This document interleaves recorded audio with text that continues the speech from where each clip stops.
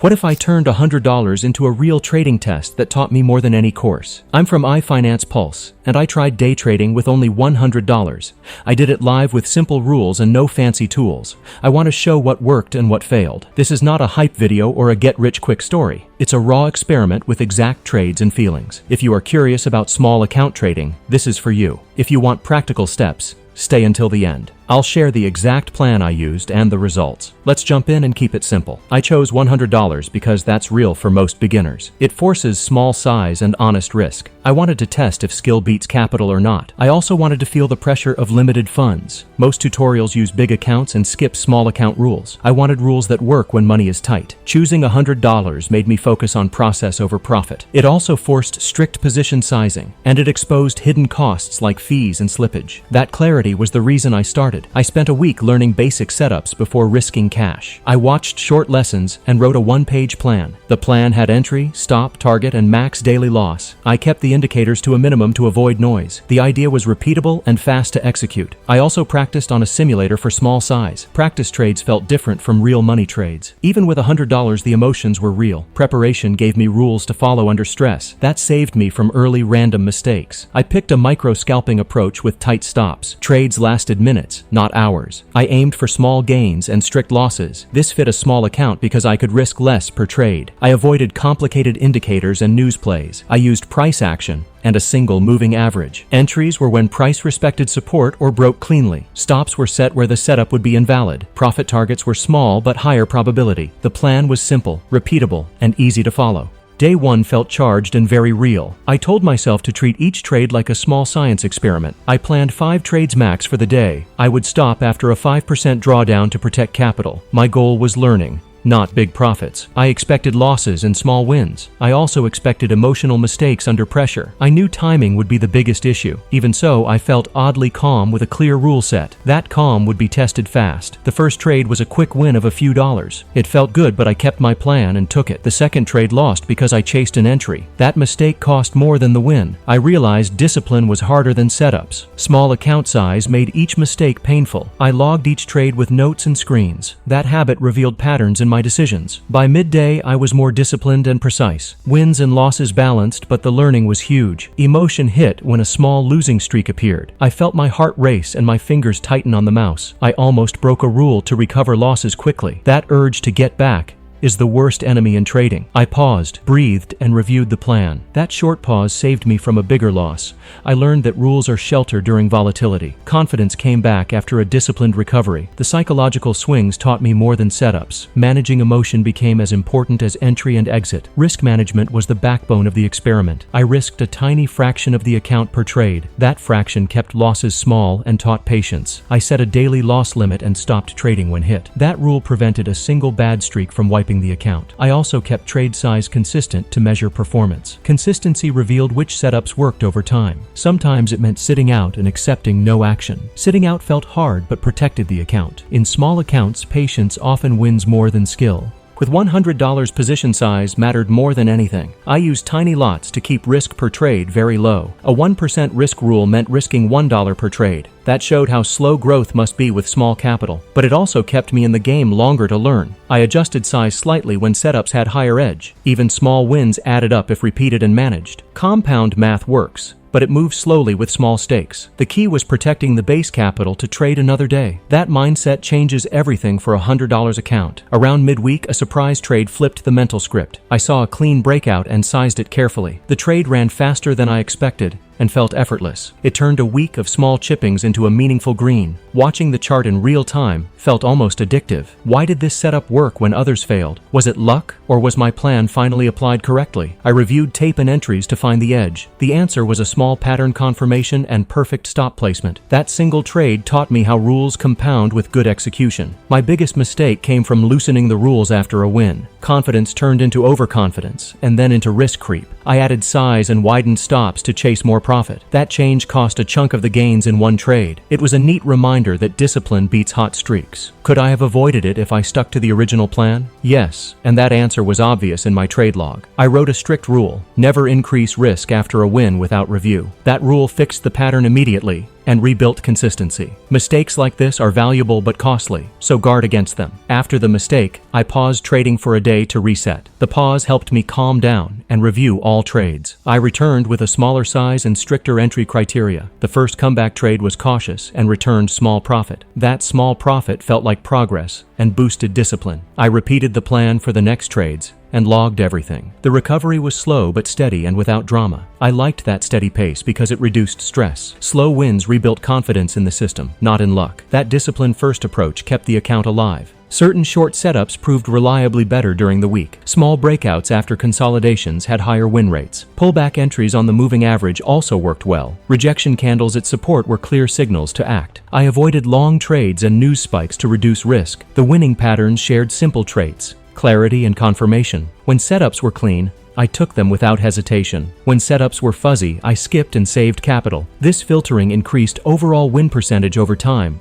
Pattern rules made the strategy repeatable and scalable. I kept tools minimal to avoid analysis paralysis. My screen showed price charts, a one-period moving average and volume. I used a basic order ticket and fast hotkeys for entries. No fancy scanners, no complex indicators. Just clarity. This simplicity helped me react fast to setups. I used a journal to record reasons and screenshots. The journal became the real teacher for improvements. Later, I reviewed the journal to adjust stop placement and targets. Tools should serve the plan, not the other way around. Simplicity saved me time and reduced mental load. My trading day started with a 15-minute market scan before open. I wrote 3 setups to watch and nothing else. I avoided trading during highly volatile news unless prepared. I traded the first 2 hours and the last hour when liquidity was best. Between trades, I reviewed the rules and my breathing. How do you stay focused when trades are slow and boring? Answer: short breaks, a checklist, and strict session limits. This routine prevented fatigue and emotional trades late in the day. Consistency and routine often matched consistency and results.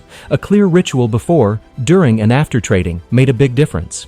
On day 2, I tightened my stop placement after reviewing logs. That adjustment reduced loss size on weak setups. I also reduced max daily trades to avoid overtrading. The smaller trade count increased focus and execution quality. I tracked each change and its impact on results. These micro adjustments felt small but added up fast. By the end of day 2, the account looked healthier. I still kept position sizes tiny to protect capital. This cautious evolution is how a plan matures in real time. Small, measurable tweaks are better than sweeping changes. After 5 trading days, I summarized results in my journal. The PL was modest but positive overall. Trading fees and small losses reduced gross gains noticeably. Net profit was small, but the learning value was large. I counted number of winners, losers, and break-even trades. Win rate improved as I tightened filters and stuck to rules. The account grew slowly but steadily across the week. I treated the week as a training module, not a performance test. This mindset kept me curious and less attached to results. Small net gains plus a clear plan was a better outcome than big random wins. Psychology proved to be the hardest part of the experiment. Fear of loss and greed both showed up at different times. I learned to notice these feelings before acting on them. A simple checklist before each trade reduced impulsive moves. I also used micro breaks after stressful sequences to reset. The brain needs short pauses to avoid compounding mistakes. Journaling thoughts alongside trades helped me see bias patterns. I became more honest about when I was trading for ego. Awareness and small rituals were the key psychological tools. Emotional skill mattered more than fancy setups in this test. Fees and slippage cut into profits more than I expected. Even small commissions matter a lot on tiny gains. I tracked every fee and adjusted targets accordingly. Slippage happened when I moved too slowly on entries or exits. Using limit orders prevented some of that slippage, but sometimes market momentum forced market orders and extra cost. Real trading costs are part of the game and must be respected. With small accounts, fees can turn a good strategy into a losing one. That is why low-cost execution and discipline are critical. Account size influences not just risk, but also net profitability. Small accounts can compound, but it's a slow and tough path. Even consistent 1% wins add up but need time. With $100, a single percent is $1, so patience is required. Reinvesting gains carefully can grow the base over months, but the math shows you need high win consistency to scale. That's why protecting capital and avoiding blowups is vital. I learned that compounding is real but demands discipline. A small account teaches risk awareness before growth. If you respect the process, compounding benefits follow later. The slow pace can be frustrating, but it builds real trading skill. If I did it again, I would lower my daily trade limit even more. I would also keep a stricter stop policy after wins. I would allocate a tiny portion to practice scalps and the rest to higher edge setups. I would avoid trading during noisy economic events entirely. I would spend more time on pre-market analysis and less on in-session tweaks.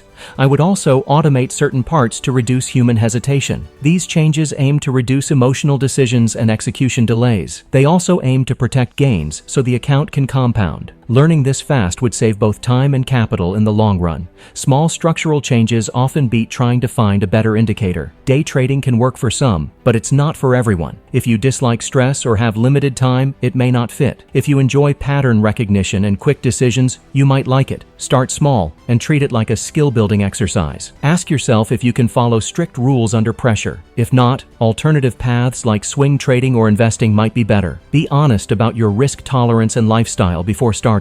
Also consider fees, taxes, and the time commitment required. There is no shame in pivoting to a style that suits you better. The right approach is the one you can execute consistently. If day trading feels too hard, there are alternatives to consider. Swing trading holds positions for days and needs less screen time. Micro-investing apps and fractional shares allow slow compound.